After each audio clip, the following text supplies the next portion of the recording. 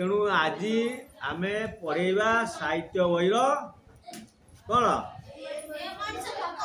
साहित्य बहीर विषय सप्तम श्रेणी ए मनीष को पत्थर कला किए। लेखक हेले गोदावरीश महापात्र। लेखक परिचय गोदावरीश महापात्र एकाधारे जड़े देशप्रेमी सुसाहित्यिक थिले। कविता गल्प उपन्यास रचना से स्वतंत्र मर्यादार अधिकारी थिले। समाजर साधारण वर्गर चरित्र संग्रह करी नगण्य घटना को असाधारण भाव में उपस्थापना करने ताकर विशेष। गल्प गुड़िक मानव संवेदनशीलता सह समाज सचेतनता एवं संस्कार प्राय परिलिखित हुए। से निया खुंटा प्रतिकार संपादन करी सामाजिक दुर्नीति विरोध में स्वर उत्तोलन करते। साहित्य सृष्टि गुड़िक है कंटा ओ फूल, उठ कंकाल, नील मास्टराणी, मु दिने कौन मंत्री थिली ग्रंथ गुड़िक अत्यंत लोकप्रिय।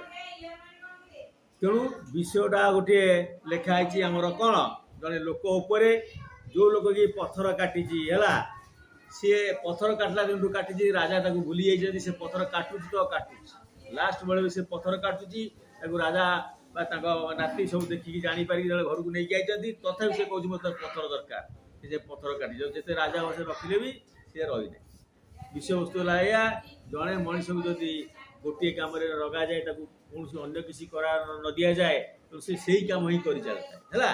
तो मन थी देखिए आगुरी सब आसते थटाड़ी जो जाती रास्ता उपर है कौन करती ना बेकरे कंसा बासन कुंड फुंड नदीकी एमती चली चली आसती अभ्यास थाए जिते बड़े कौन करती सरीगला गाँव में तेणु से आ खाली चली पारे से पिठी दिए से ओजन जिनस पत्थर बा इटा नदेले चली पारे से अभ्यासगत।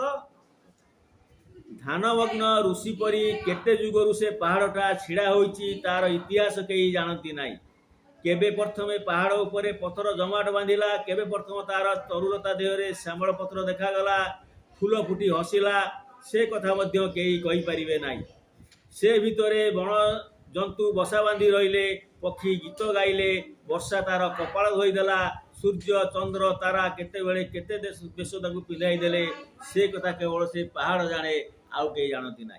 ये हूँ से मधुपुरगढ़ पहाड़र अति गोपनीयता कथा। ये कथा कई जानी ना कई जापारे ना। यापर जहाँ घटिला ताही कहुची। पहाड़ तली जंगल दिग दिगंत धरी तार सीमा केते दूर जे व्यापी तार ठिकाना नाई। सृष्टि आद्यरू केबे सेटारे मानवर पाद चिन्ह पड़ता के जानी मात्र हठात दिने टमक बजाई केते जण आसी पहाड़ तलटा को मापी दे गले। बणजंतु चमकी उठिले, गछपत्र पवन में ढली ढली कि अभक्त भाषा कहुई गले ये राज्य रे पुणी ये कौन बुझ टमक है डेंगुरा है।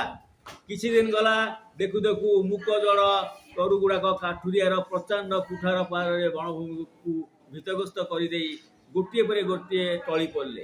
अल्प के दिन भितर पहाड़ तलर भीषण दुर्बोध्य जंगल एक वितीर्ण पात्र परिणत है। वन राज्य रे हाहाकार पड़गला। मानवर अत्याचार देखु देखु मानवर अत्याचार भीषण रु भीषणतर है।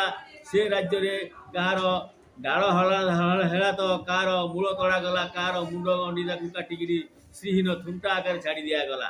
खाली सेतिकी नुह जंगलवासी जीव कण को गुड़ी करी सर खंडा बल लोप कर चेष्टा करागला। पहाड़ सबू देखिला सबू सहिला मात्र से मुक कर कौन। यापर पर्वतर बुकु भितर को लुहार शाबल भर्ती करी लोक ताकू खंड खंड करने उद्यम कले। गोटा गोटा पत्थर सगड़ सगड़ रंगमाटी केते गोड़ी केते माटी धूली दिन को दिन पहाड़ तली अंचल बुहाई चलला।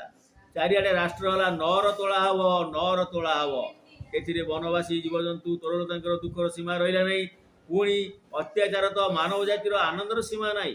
सृष्टि यही भंगा गढ़ा लीला भितर स्वर्गर देवता बा नरकर पिशाच तृप्ति लाभ कही हो ना। यहीपरी चलला केते दिन चलला ता ठीक नहीं। राजा नर तोला है, पर्वत बुकु फटाई पत्थर कटाला, सुंदर उआस ता भितर दीपमाला अपूर्व साजसजा ता भितर पुणी विलास प्रिय कीर्ति लिप्सु मानवगण आउ कौन ए नर भितर राजा रहिले राणी रहिले केते आनंद उत्सव केते बाइद बाजाणा मर्त्यर मरुभूमिर स्वर्गर अमरावतीर छाया पड़ा।